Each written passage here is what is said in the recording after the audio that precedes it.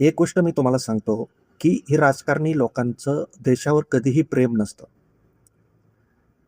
आणि त्यातली त्यात भाजप आणि आर-एस-एसचं तर अजिबात नसतं.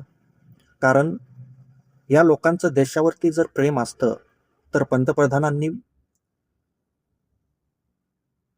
कठोर प्रश्नांना उत्तरं दिली असती. देशामध्ये प्रेस कॉन्फरन्स घेऊन सत्य देशासमोर मांडलं असतं. भारतीय न्यूज चॅनलने सरकारला प्रश्न विचारले असते. या देशामध्ये करप्शन झालं नसतं.